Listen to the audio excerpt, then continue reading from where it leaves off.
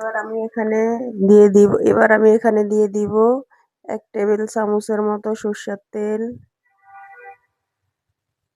সরষের তেলটা দিয়ে এবার একটু নাড়াচাড়া দিয়ে দিব। হ্যালো এভরিওয়ান, সবাই কেমন আছেন? আমি Tanjum cooking back to my channel. আমার চ্যানেলে সবাইকে স্বাগতম। আসসালামু আলাইকুম। এবার কিছুক্ষণ নাড়াচাড়া দিয়ে দিচ্ছি। এবার চুলাটাকে এবার একটু বাড়িয়ে দিব, যেহেতু কলিজিটা সিদ্ধ হয়ে যায় আর পানিটাও একদম শুকিয়ে যাবে। কলিজিটা সিদ্ধ হয়ে পানিটাও কিন্তু শুকিয়ে যাবে, তাই চুলাটাকে এবার একটু বাড়িয়ে দিয়েছি। 1 চামচ রসুন বাটা, এরপরে দিয়ে দিব 1 চামচ আদা বাটা, এরপরে দিয়ে দিব হলুদ লবণ মরিচ, দিয়ে এবার চুলাটাকে জ্বালিয়ে দিব।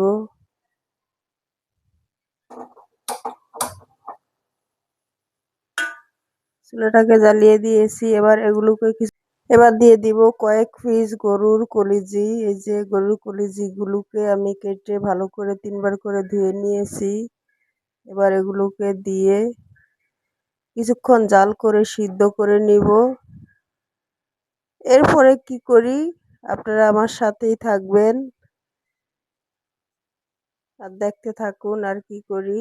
এই যে এগুলা দিয়ে দিয়েছি, দিয়ে একটু নাড়াচাড়া দিয়ে দিচ্ছি। এবার এগুলো সিদ্ধ হতে থাকুক, এখানে কিন্তু আর কিচ্ছুই দিব না।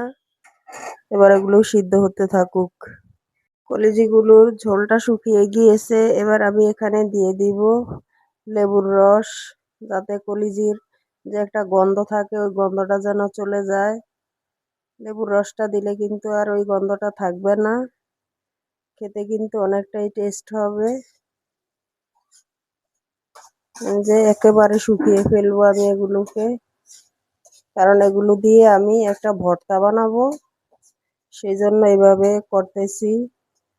আর কি কি করব আপনারা আমার সাথেই থাকুন, দেখতে থাকুন। কলিজিটা একদম ভাজা ভাজা হয়ে গিয়েছে। এই যে এখানে আর কোনো পানি নেই, এখন এগুলো তেল আর মশলা। এবার চুলাটাকে বন্ধ করে দিব। এবার চলে যাব আমি ভর্তাটা বানাতে। কাঁঠালের বীজগুলো এগুলো কিন্তু আমি অফ ক্যামেরায় সিদ্ধ করে নিয়েছি। মূলত এগুলো দিয়েই গরুর কলিজিটা দিয়ে ভর্তা বানাবো। এরকম ভাবে কিন্তু ভর্তা বানালে ভর্তাটা খেতে অনেকটাই টেস্ট হয়। আপনারা দেখতেই থাকুন ভর্তাটা কিভাবে বানাই, কি দেই না। এই যে কলিজি পিসগুলোকে আমি এই যে এভাবে ছোট ছোট করে পিস করে নিয়েছি। আর কলিজির উপরে যে একটা আঁশের মতো থাকে ওটাকে কিন্তু টেনে ফেলে দিয়েছি, ফেলে এবারে এভাবে করে নিয়েছি। এই যে আমি অফ ক্যামেরায় কিন্তু মরিচগুলো টেলে নিয়েছি, বেশি কিন্তু মরিচ দিব না। আমি নিয়েছি এখানে 4 থেকে 5টি মরিচ। এবার এগুলোকে লবণ দিয়ে একটু ভালো করে গুঁড়া করে নিব। আপনারা চাইলে কিন্তু আরো বেশি দিতে পারেন। আমরা একটু জালটা বেশি খেতে পছন্দ করি না, একেবারে কম জাল খাই, এই জন্য কমই দিয়েছি আমি। আপনারা চাইলে আর একটু বেশি দিয়েও করতে পারেন। এবার আমি এখানে মরিচগুলো ভাঙার পর দিয়ে দিব কাঁচা পেঁয়াজ। আমি কিন্তু পেঁয়াজটাকে ভেজে নিব না, কাঁচা পেঁয়াজের ভর্তাটা খেতে কিন্তু অন্যরকম একটা টেস্ট, তাই আমি আর পেঁয়াজটা ভেজে নিব না, কাঁচা পেঁয়াজটাই দিব। কাঁচা পেঁয়াজের ভর্তাটা হচ্ছে বেশি সময় ধরে রাখা যায় না, অল্প সময়ের মধ্যেই কিন্তু খেয়ে ফেলতে হয়, আর কিন্তু টেস্টটা কিন্তু অন্যরকম থাকে। কিন্তু অফ ক্যামেরায় কাঁঠালের বীজগুলো ওই যে একটি ঢাকনার মধ্যে এটা দিয়ে ভালো করে গুঁড়া করে নিয়েছি। সবকিছু তো দেখানো সম্ভব না, তাই এই যে এখন দেখিয়ে দিচ্ছি। এই যে এরকম ভাবে নিয়েছি।